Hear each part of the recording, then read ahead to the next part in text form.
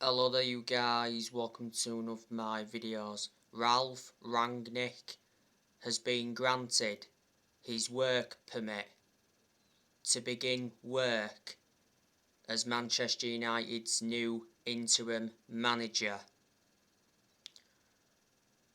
Rangnick will be in charge for the first time against Crystal Palace on Sunday. Rangnick will be in the stands tonight for Manchester United's game against Arsenal. Rangnick is Manchester United's interim manager until the end of the season. That got announced earlier on this week. And then after, Rangnick will continue in a consultancy role for a further 2 years. He will be given a 100 million transfer budget in January. Rangnick wants Amadou Haidara at Manchester United. Amadou Haidara has a 33 million release clause. Rangnick, of course, knows the player well. And he also wants a reunion with Timo Werner at Manchester United. And there's a couple of other players he wants. Before Manchester United, Rangnick was the head of sports and development at Lokomotiv Moscow.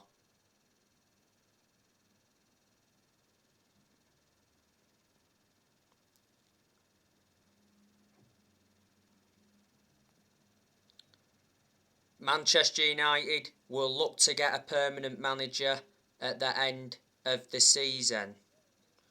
There's been quite a few managers linked with a permanent role at Man United. Revert back to the other day, there was reports coming out about Roberto Mancini. It said Manchester United consider hiring Roberto Mancini instead of Mauricio Pochettino. Roberto Mancini is in charge of Italy. He's been in charge of Italy since 2018. He's got a contract with Italy until 2026. Revert back to last summer, Mancini won the European Championship at Italy. Around a decade ago, Mancini managed Manchester City. He won the Premier League when he was at City, he won the FA Cup, and he also won the Charity Shield. Pochettino, I've been talking with you a lot about him. I still think he's the favourite to become Manchester United's next permanent manager. Pochettino has said quite a few times that he's very happy at PSG, and he said he won't let the Man United rumours distract him. The other week, PSG rejected Manchester United's approach to appoint Mauricio Pochettino.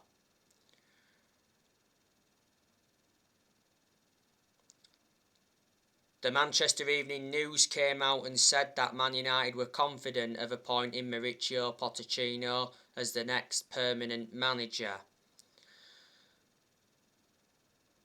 Pochettino is said to be interested in the Manchester United job, and it said Man United agreed to pay the 10 million compensation fee for Pochettino. Revert back to when Manchester United sacked Jose Mourinho.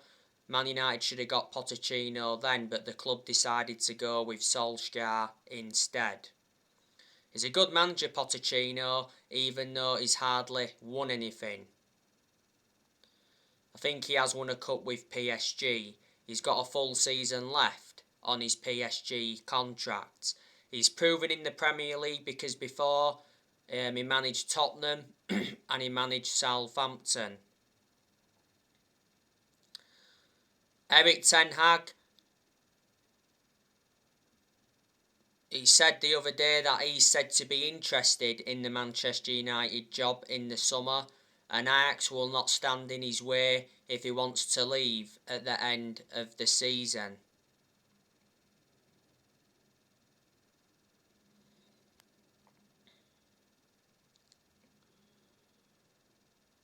He said he's Man United's alternative target to Pochettino, so if Man United can't get Pochettino at the end of the season, they'll try to get Erik ten Hag. Brendan Rodgers, he's been linked with a permanent role at Man United. Revert back to earlier on in the season, it said Brendan Rodgers was contacted by Man United. Brendan Rodgers dismissed the links to Man United. He said, "I'm proud to be at Leicester." He said earlier on this season that Rodgers was house hunting in Cheshire, so that stirred some suggestions up. And at that point it said Rodgers was the favourite to replace Ole Gunnar Solskjaer. Manchester United have sacked 4 permanent managers since Ferguson.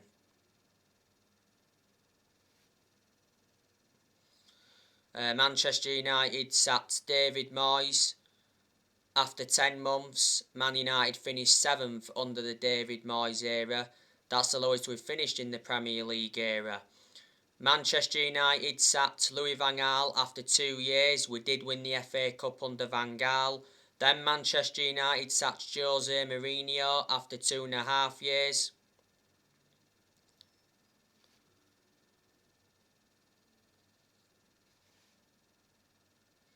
Mourinho did enjoy one good season at Man United because he won 3 trophies in his first season. The reasons it didn't work out under Mourinho is because he had bad disputes with the top players. He had bad disputes with the board because the board weren't recommending the players that Mourinho wanted in. So they are the reasons. And over a week ago, Manchester United sacked Ole Gunnar Solskjaer following the 4-1 defeat to Watford. As you all know, Solskjaer gave a farewell interview and he got emotional in that farewell interview, which was understandable. Because Solskjaer adores the club and he was part of the club for a long time. Solskjaer was Manchester United manager for almost 3 years and Solskjaer endured 11 years as a player for Man United. So that's almost 14 years in total. Solskjaer will always be a legend of the club. And despite Solskjaer getting sacked over a week ago now, all United fans still adore him, reflecting on what he did for the club. But Manchester United certainly made the right decision sacking Solskjaer. I don't think they really wanted to sack him, but in the end they had no choice but to sack him.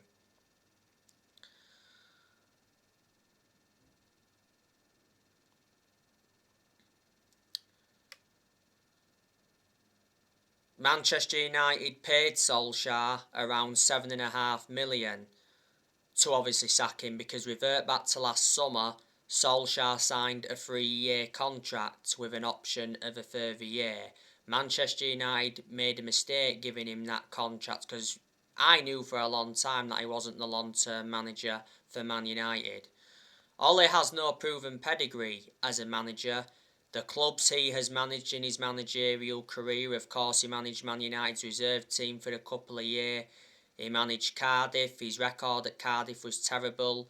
The reason he got sacked from Cardiff is because he got them relegated.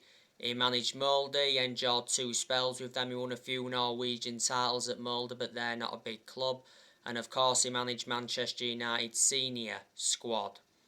Ole had a proven pedigree when he was a United player though, because he won a lot of trophies as a player.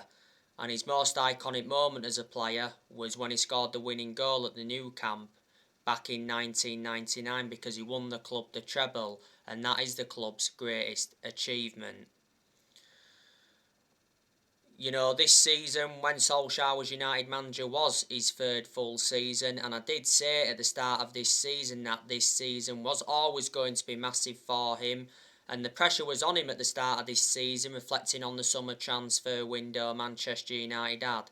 Man United enjoyed a very good summer transfer window this year, made 4 signings. 3 of the 4 signings were major signings.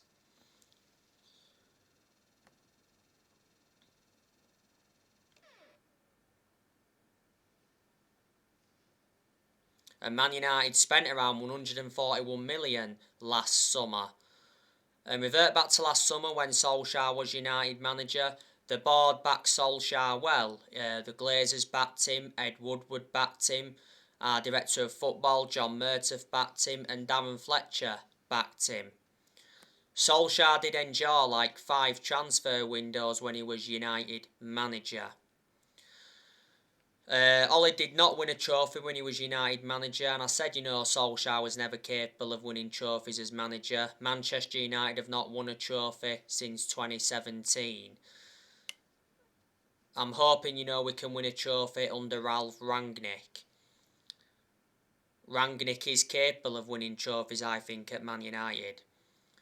But the expectations were far too high for Ollie to exceed as United manager, and basically Ollie was in a position that he should have never been in.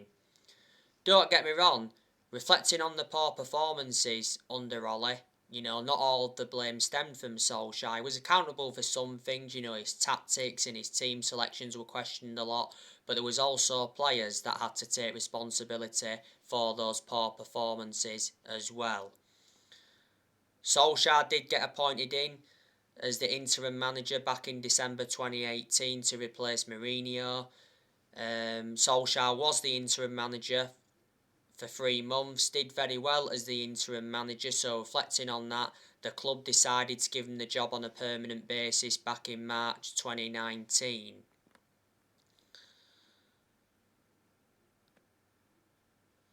There was positives to take from Solskjaer's managerial tenure. I thought when he was United manager, he developed the youth well. He more or less given everybody their chances to express themselves. He did make good signings when he was United manager. Solskjaer did sign 14 players when he was Manchester United manager. In the summer of 2019, Ollie recommended Daniel James, and Wan-Bissaka and Harry Maguire in. In January 2020, he brought Bruno Fernandes in and Odi Nagalo in on loan.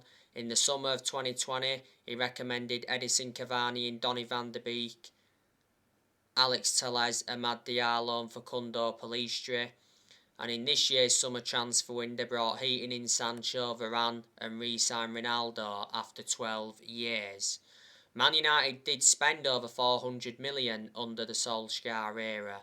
Ollie also got rid of a lot of players when he was United manager as well. He loaned players out, he got rid of players permanently. In his first full season when he was United manager, Solskjaer, he got us to 3 semi-finals, also got us a 3rd place finish. In his second full season when he was United manager, he got us to the EFL Cup semi-final, the FA Cup quarter-final and the Europa League final, and that was Solskjaer's first major final as Man United manager, but unfortunately he didn't win it. Got us a 2nd place finish in his second full season, and don't forget when Man United had Solskjaer, Man United went 29 games unbeaten away from home in the Premier League. So there you go.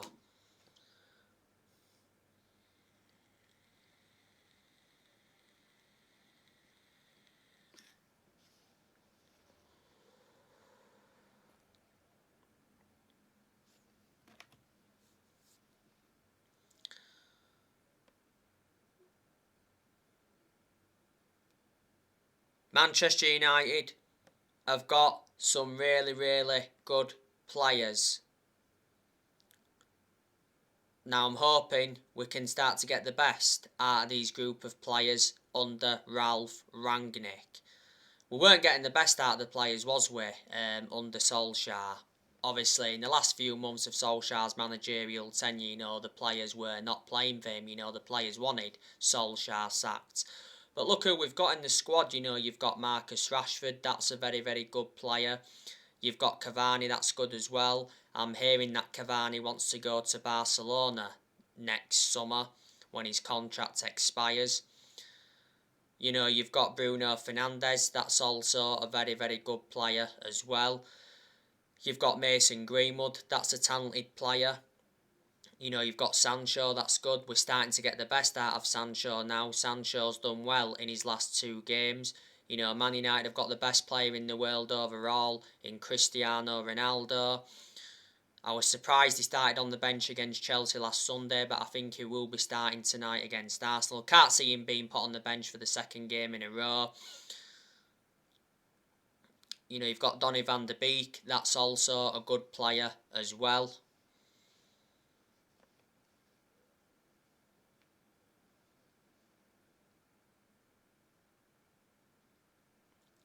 You've got Paul Pogba, that's also a very, very good player. Pogba's not available at the moment, he's out with a thigh injury. Pogba got the thigh injury in France training earlier on this season. And you've also got Luke Shaw, that's a good left back overall, but certainly this season Luke Shaw has not proven how good he can be, because he's been terrible this season. He really has, and he's recently been out with a concussion. He hasn't played in our last 2 games because of the head injury he's got. I'm shocked at Shaw's been poor this season, because last season he was absolutely superb. And you've got Alex Telles, that's also a good left back as well. He's done well in the last 2 games, as Telles to his credit. Telles will only play when Luke Shaw's not available. We've also got Varane, that's a good centre-half, but Varane is out with a hamstring injury at the moment. It's a second injury Varane's endured as a United player, because revert back to earlier on this season, Varane was out with a groin injury for a few weeks. You've also got Eric Bailly, that's a good centre-half as well. Bailly's played 4 games so far this season.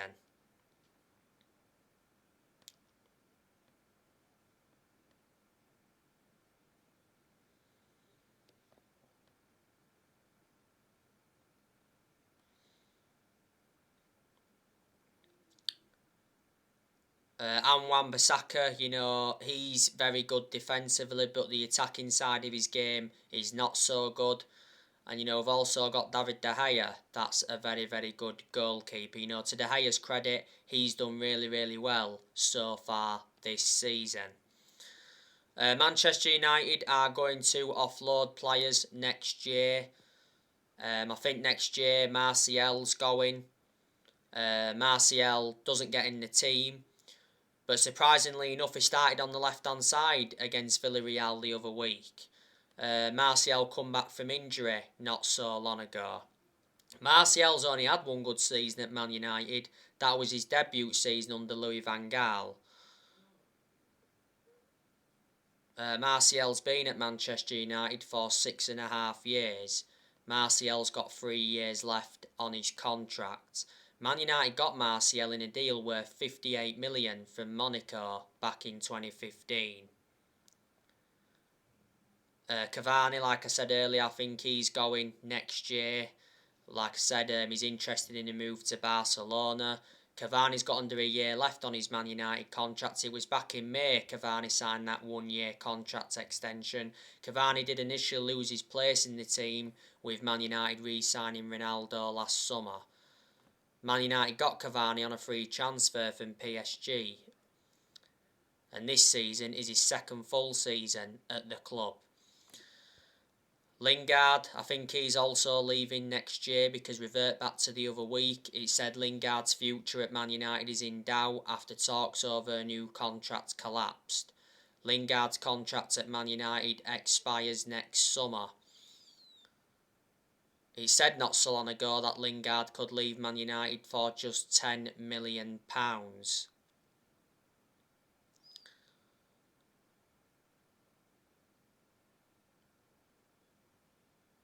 Lingard doesn't get in the team, does he? Much. He's only started 1 game this season. That was West Ham in the Carabao Cup. But Lingard has been part of Manchester United for a long time. He risen up our academy in that. He's had his good periods at Man United. He's also had his bad periods. The other week, I heard that West Ham want to re-sign Lingard at the second half of last season. Lingard endured a 4-month loan spell with West Ham and he made an impact. And I heard as well that he wants to go abroad. Mata, I think he's also leaving the club next year. Mata's contract expires next summer. Revert back to earlier on this year, Juan Mata signed a 1-year contract extension. I can't understand why. Mata doesn't get in the team, does he? And he's lost that yard of pace and he's aging up. But despite that, I reckon Mata's had a good career at Man United. You know, Mata's been at Manchester United for 7.5 years, so he's been a long-serving player. He's made over 200 appearances in all competitions and he's scored over 50 goals. Man United got Juan Mata from Chelsea back in 2014 for 40 million.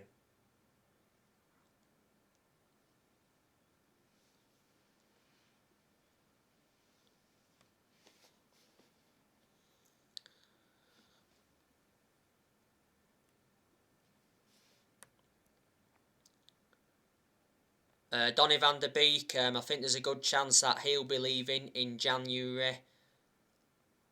You know, Van der Beek doesn't get enough opportunities at Manchester United.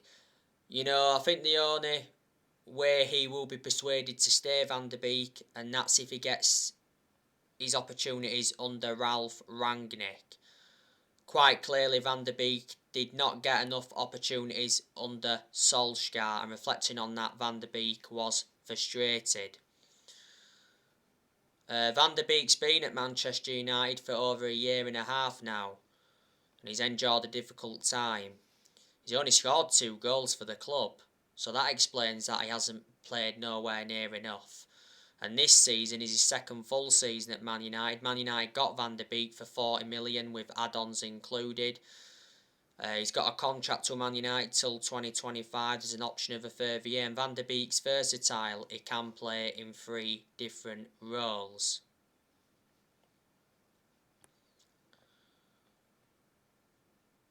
Matic, I think there's a good chance he'll leave next year. Matic isn't one of our first choice midfielders, but despite that, he still seems to get his opportunities. Surprisingly enough, though, Matic has been ahead of Van der Beek in our midfield. I think Matic is the only predominant centre defensive midfielder that Man United have got.